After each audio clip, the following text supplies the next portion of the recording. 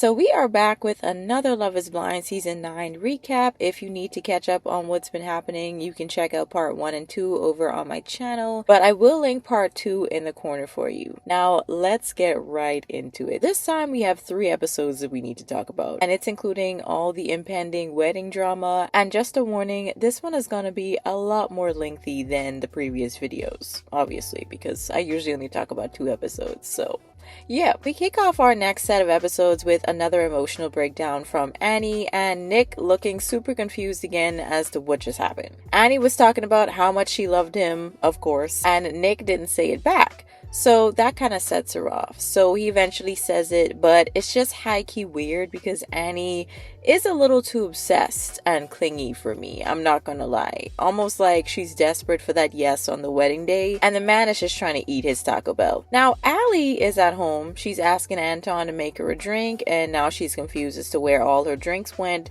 and I guess it was beers, maybe? And Anton is acting like he doesn't know what happened to them. It was a 12-pack, according to Allie, and she says that she's only had 2, so that's when he says that his friend came over as well and had about 2 himself, but he didn't even tell her that he'd come over, which is kind of weird, and that's something I would communicate to my partner that I'm living with. You know, I would definitely tell them if someone was coming over. But then the story changes to, oh, you know, my friend was downstairs in the lobby and he didn't come up, so I just brought down some drinks to him, and he keeps trying to change the story into we drank them together. So at first, if you guys would have seen my other video before this one, you would have heard me say that I didn't really think that Anton's drinking occasionally, it wasn't really a problem to me, but now I'm beginning to see it as a little more concerning because it's looking like it's more than just occasionally. It seems more like an everyday thing, you know? Even though he's now walking around the apartment drunk and he's able to stay sober enough to keep a good paying job, it's a little weird that he needs to drink a couple of beers every single day. You know, it seems a bit excessive. So Anton is feeling a little attacked in this moment as he decides to also bring up the issues that he's been having with Allie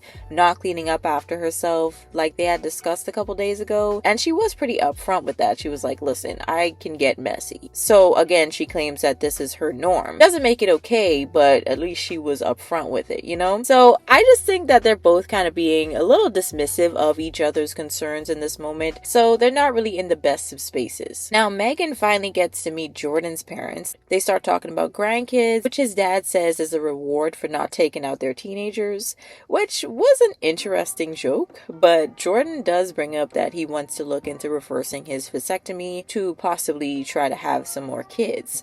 Which, again, not too sure about how successful those reversals are, but anywho. Then we had our slightly explosive couple from the last episode, Edmund and Calibria. Now, I see a number of folks from my last video, they thought that Edmund was in the wrong for the comment that he made about, you know, the being perfect thing, and they thought it was also pretty passive aggressive. And after I had thought about it for a little bit, I did kind of feel like they were right, especially after hearing from Calibria, you know, what exactly had happened that day leading up to the party that night. So I kind of understood her frustration in that moment a bit more, but I would have definitely played it a little better. Her response was a little much for a setting where there's a bunch of other people around. I would have definitely waited or pulled him outside to kind of have a chat, but things kind of cooled down a bit on her side, and they're back at the apartment, and she says, you know, why am I always the one to bring up the elephant in the room? Now, I do think that Edmund has a pretty avoidant type of response to things or behavior in terms of him never really wanting to address anything and always acting like nothing happened. So she says, I'm going to tell my story and don't interrupt me. But I'm pretty sure every time I have seen them on camera and she has something to say, he just kind of lets her talk and gets all her feelings out. I do believe that he was in the wrong for the comment and for leaving when she was talking to him. That was disrespectful. But we're just gonna move on. Joe gets to meet Madison's family, who seems to be pretty excited about their engagement. They bring up how they've been dealing with disagreements because they have definitely had a few already, but the family wants to know if they're both willing to fight for each other and if specifically Joe is gonna really be there for her and support her through the potential loss of her eyesight with her condition that she did tell him about in the pods. So Joe does try his best to give them and Madison reassurance with his words, but it's something about him that I just still don't trust. so we'll just have to see. Megan goes to meet up with Jordan's son Luca for some time at the arcade off camera, and Anton's mom comes over to meet Allie, but I found it a little weird that he introduced her as Natalia at first instead of mom. I don't know if that's just the relationship that they have or what, but let me try and do that to my mom, she'd be looking at me completely sideways. But eventually the conversation moves to kids and how Anton would want to raise them in the church and all that, but they also discuss how he used to be living a pretty wild life for a bit, but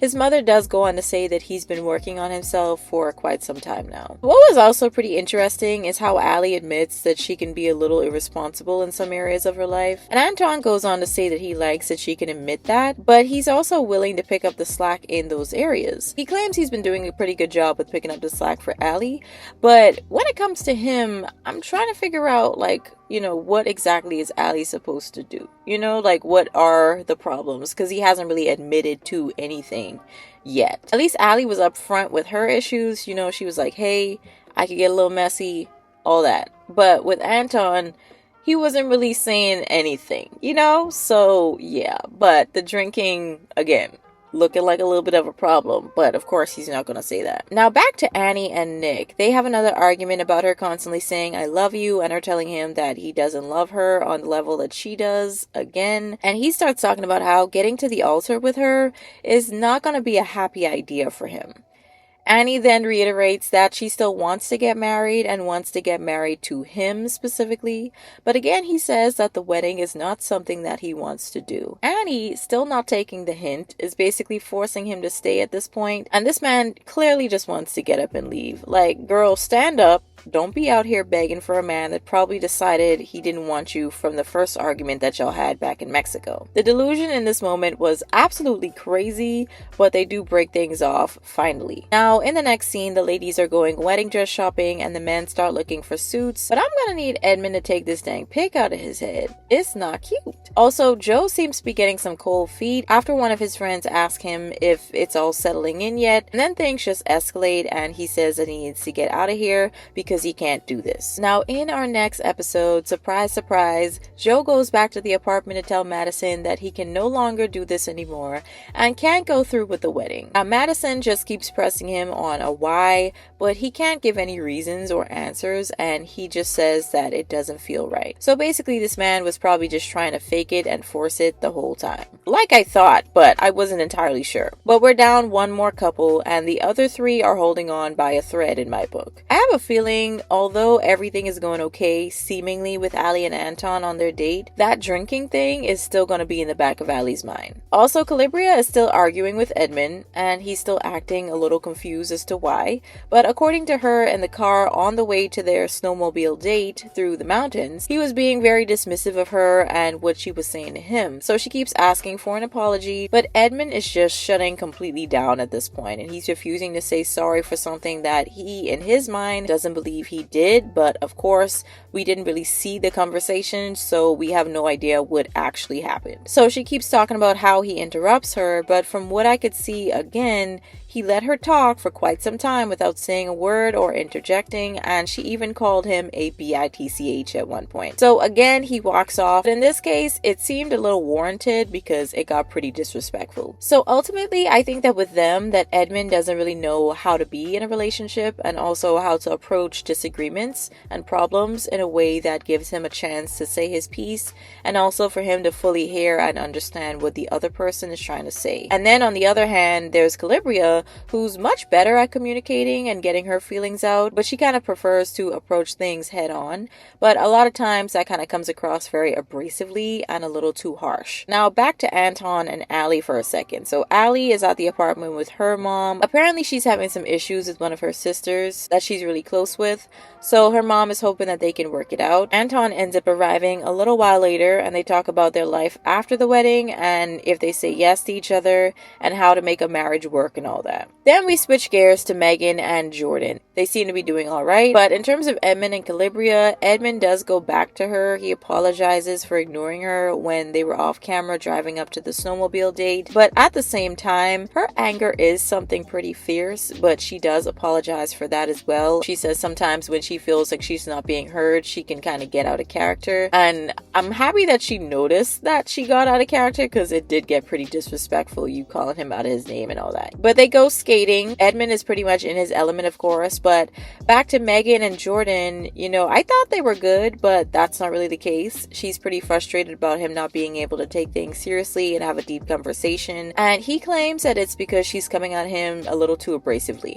But it's clear that they have different jobs and lives, so sometimes he really just needs quiet and peace, considering that his job kind of requires him for hours at a time to be talking to people constantly all day. So he just needs like a little quiet time and time to just, you know, not talk. But obviously when you're trying to get to know someone in a short amount of time, you're going to really need to, you know, kind of speed up the conversations and have a lot more talking going on. So that's kind of what it is. So to Megan, it just seems like he's using that he's tired as a little bit of an excuse, but they also seem to be making little jokes here and there while having the conversation, so I'm not quite sure how serious either of them are taking each other's concerns. So in our last episode, Vow or Never, it looks like the guys and gals of the couples that are still standing are enjoying or trying to enjoy their bachelor and bachelorette parties. Megan's friend brings up that she's worried that she's going to be getting married because she ended up liking Jordan's son, and she's kind of afraid that Megan's going to use that as the deciding factor if she's going to marry Jordan or not. Allie's friend ends up bringing up Anton being a truck driver. I'm not entirely sure if Allie's okay with him just being a truck driver, since she's so concerned about him pursuing other business endeavors and doesn't really like the idea of him doing the truck driving thing for the rest of his life if he wanted to. But then we speed past the rest of the night and we get to the wedding days, where we start with Anton and Allie. So they both seem excited, and Allie says that she's looking forward to putting a ring on Anton's finger, and Anton says that he's really scared of Allie saying no. But Allie's mom is very adamant about not liking that he drinks every day, but Allie says that she wants to give him grace with that. Anton's mom is trying to ease his nerves, but then she also goes over to meet Allie's mom and to let Allie know how wonderful Anton is and how beautiful she looked in her dress. All the typical mother-in-law stuff. Allie's sisters walk in to say that they have her back, including the one that she was having some issues with because she didn't really necessarily agree with the whole experiment thing, but she still gave her a hug, and we kind of skip past all the fluffery, and Anton says yes, but Allie says that she can't really be his wife, and it took her forever and a day to say that, but she claims it's because the person that she met in the pods wasn't the person that she got to do the experiment with in real life. And I mean, I think it's pretty obvious that he's going to be a little different because you're no longer talking to someone behind a wall and you're not wondering what they look like, and also the pods, it just really isn't real life. So I honestly just think that she probably had an ideal version of a guy that she created in her mind and just wanted him to fit that. Next, we move on to Edmund and Calibria. They seem to be in good spirits, and Calibria is with her friends getting ready, and her mom comes over to check in with Edmund. Come to find out, his mom actually couldn't make it, so that was a whole thing considering that they were still working on their relationship. But Calibria's mom really, really likes him. But at least Edmund's 5th grade teacher that he was talking about a lot in the pods, she was the one he had grown a close bond with when things weren't so great with him and his mom. But I have to say it again, please stop with the pics, sir. Please, I beg, take it out of your head. I don't know why that's there on your wedding day. The other days, I could understand. I could give you some slack for it. But on your wedding day? Really? Anyway, so we get to the altar. They talk about how much they love each other and how they think each other are amazing. But when it came down to the decisions, he ends up saying yes. But before she could really say anything, she starts crying a little. But he just makes this weird noise. And it really did kind of sound like he got struck by lightning or something, like I've been seeing some people saying. I was just really trying to figure out what type of reaction that was. But she stays up there for a little bit to make sure that he was okay. She says that she just wasn't 100% on him, and that was pretty obvious, I feel. I think he definitely has some things to work on, and so does she. But I think that if they had both said yes, it would have been a pretty short-lived marriage with a lot of chaos and turmoil. So she did the right thing for sure, but it just really seems like they could be good friends. I just don't see a romantic relationship ever working here, even if they took the time to work on themselves, but that's just me. Now, Jordan and Megan, they don't even have a wedding. They're back at their place trying to talk about their problems and how she didn't realize how rigid the schedule is when you're with someone who already has a child. So she says that she she loves him, but still has reservations about the whole thing because he's not really where she would want him to be in life. So she just kind of decides to end things, but apologizes for not really showing him more compassion and being more understanding of his situation. But she just kind of ends the conversation by saying that it just doesn't feel right, which is pretty much just a reason all the couples in this season kind of ended up splitting. But Jordan sheds a few tears, but doesn't really have anything to add. He just gets up and says that he has to go pick up his son Luca from school. They hug, and that's that. He does say to production that he wished he didn't introduce her to his son, and I have to agree. I wish he didn't either. I don't think he should have introduced them until they were probably married in this case. But I do think ultimately it came down to money. I don't really think it was necessarily about him being a dad. I think that was definitely way down on the list, but I think money was definitely on the top there. But, you know, now she's kind of questioning if she even wants to be a mom herself at all now. So in essence, she just wasted this man's time. Okay, let's just say it like it is, because she could have said something way earlier, not waiting until the end of the experiment to say something, and also waiting until after his son was already attached to her, you know? But anyways, this turned out to be pretty much a complete waste of a season, because I think almost everyone on it desperately needs therapy this time around, and the ending just kind of felt so cold. At least with the other seasons, the couples that said no at least tried to talk to each other. These couples just kind of hopped in the cars and left. Well, Calibria did try to talk to Edmund for a bit, but Ali and Anton, they were just out of there. They didn't even try to talk. They were like, whatever. It was just really crazy. Now, even though I thought that this was probably the worst season that they have ever put out, I don't think the show should necessarily be canceled because it's quite entertaining for how bad it is now. But one thing I did really like about this season though is how honest people were, especially those couples that decided to end things before getting to the altar, because that would have definitely been way worse if they had said no there instead of in private. But I do think that Calibria and Ali would have been settling though if either of them had said yes at the altar, because even though Anton wasn't drunk, he did seem way too reliant on alcohol. And just watching that scene back, I don't know if y'all remember this, but in the beginning when they got their first look of each other, Ali at the end, she turns back to get one last look at him, and this man is too busy pouring himself another glass of champagne to even notice or even bother to look back up at her. So that was just telling for me looking back on it. Edmund, on the other hand, I already told y'all my thoughts on him, so it was best that they just walk away and find people that are better suited for them. But anyways, do stay tuned. I will be coming back to talk about the reunion, but not gonna lie, that little couple second sneak peek that they had at the end of that 12th episode, they could have kept that. Okay, that was not juicy at all. That wasn't saying anything or giving anything. Okay, so yeah, they could have kept that one. But I'll catch you guys in the next one.